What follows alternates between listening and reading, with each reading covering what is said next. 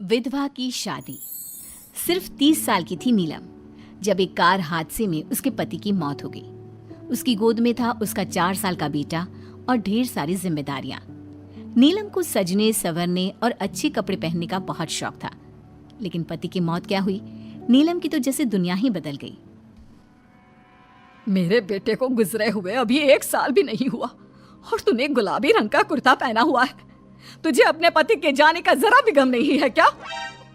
ऐसी बात नहीं है मम्मी जी, लेकिन पूरी जिंदगी सिर्फ रोकर तो नहीं गुजारी जा सकती ना। तो क्या करेगी? पार्टियां मनाएगी? अरे एक तो मेरा बेटा मर गया और तुम्हें कोई फर्क ही नहीं पड़ता। मम्मी जी, मेरा भी पति गया है और इस बात से मुझे कितना फर्क पड़ता है मैं आपको बता भी नहीं सकती। लेकिन अगर मैं रोती हूँ तो मेरा 4 साल का बेटा बहुत रोता है, अपने पापा को याद करता रहता है। उसे दिखाने के लिए ही सही मेरा ठीक से रहना बहुत ज़रूरी है। कुछ दिनों के बाद, मम्मी जी मैं नौकरी करना चाहती हूँ।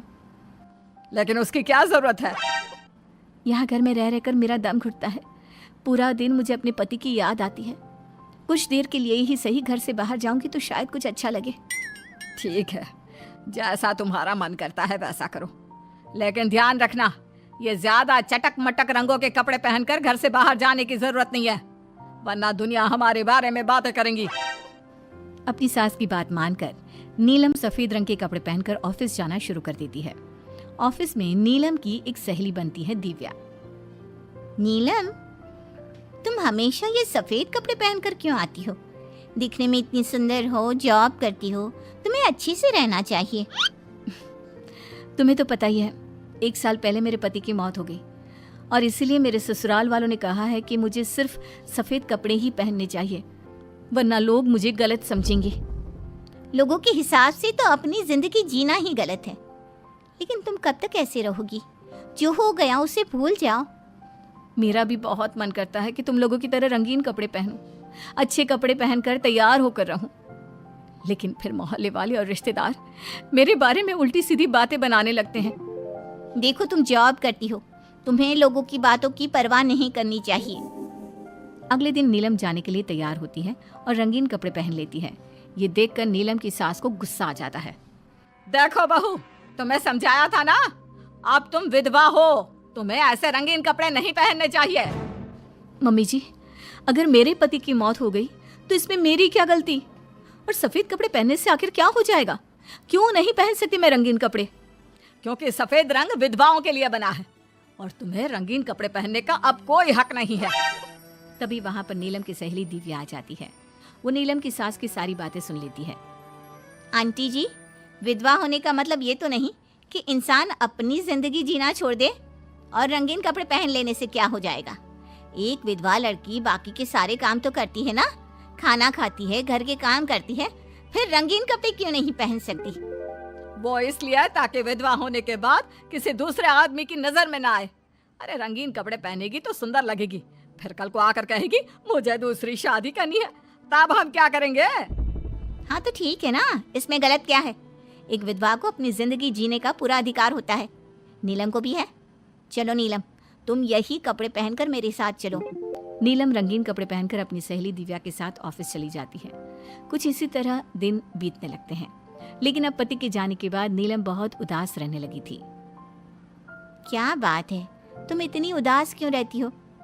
देखो, नए दोस्त बनाने चाहिए, लोगों से बात करनी चाहिए। तुमने देखा ना कितनी मुश्किल से सफेद रंग के कपड़ों से मुक्ति मिली है, और अब रंगीन कपड़े पहनूंगी, दोस्त बनाऊंगी तो समाज मुझे वैसे ही जीने नहीं देगा। इस मामले में तुम्हें समाज की परवाह नहीं करनी चाहिए नीलम। लोगों का काम क्या है? बातें बनाना ही तो है। कुछ दिनों के बाद नीलम के ऑफिस में एक लड़का आता है। उसका नाम अमर था। वो धीरे धीरे नीलम को पसंद करने लगता है और एक दिन वो नीलम से कहता है, नीलम, तुम मुझे बहुत अच्छी लगती हो, मैं तुमसे शादी करना चाहता हूँ। लेकिन अमर, मैं एक विधवा हूँ और मेरा 4 साल का एक बच्चा भी है, मैं तुमसे शादी नहीं कर सकती। मुझे तुम्हारे विधवा होने से कोई फर्क नहीं पड़ता, मुझे तुम एक अच्छी इंसान लगी और इसीलिए मुझे तुमसे शादी करनी है।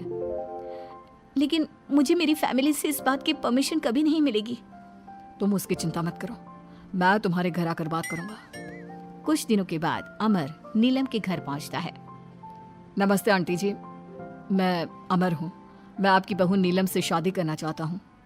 मुझे तो पहले से पता था।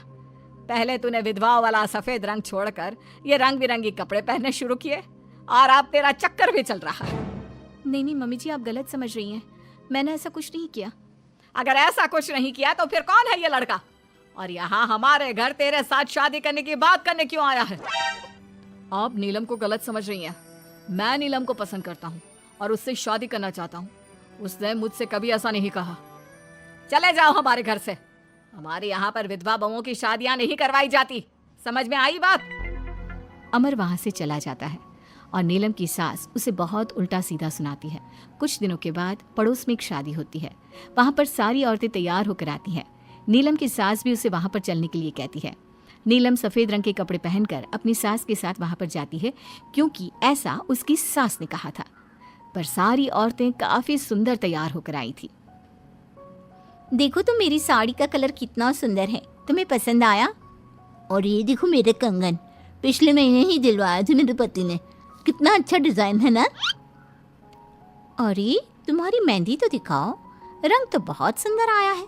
लगता है तुम्हारा पति बहुत प्यार करता है तुमसे। और नहीं तो क्या। और वैसे भी ना, मुझे मेहंदी का ये लाल रंग बहुत पसंद है। अरे जरा उधर तक देखो, ये नीलम वहाँ पर क्या कर रही है? हम सबके बीच में विधवा का क्या काम? अरे इसका यहाँ होना तो मनहूसियत है। इसकी सास को इतना भी नहीं पता कि इसे यहाँ नहीं लाना चाहिए था। ऐसे सफेद कपड़े पहनकर बैठी हुई है, दूर से पता चल रहा है कि उसका पति मर गया। नीलम की सास ये सारी बातें सुन लेती है और फिर अपनी बहू के उदास चेहरे की तरफ देखती है। नीलम की सास को इस बात का एहसास होता है कि उसने अपनी बहू के साथ अच्छा नहीं किया। घर आने के बाद, नीलम जरा मेरे पास आना बेटा। क्या हुआ मम्मी जी? मुझसे कोई गलती हुई है क्या? लो बेटा, बहुत सुंदर सुंदर और रंगीन साड़ियाँ हैं, ये सब तुम्हारे लिए। और सुनो, वो जो लड़का उस दिन घर आया था ना, क्या नाम था उसका? अमर। उसे कहना कि वो मुझसे आकर मिले। लेकिन अचानक क्या हुआ मम्मी जी? सब ठीक तो है ना? आप ये कपड़े मुझे क्यों दे रही हैं? और अमर से क्या काम है?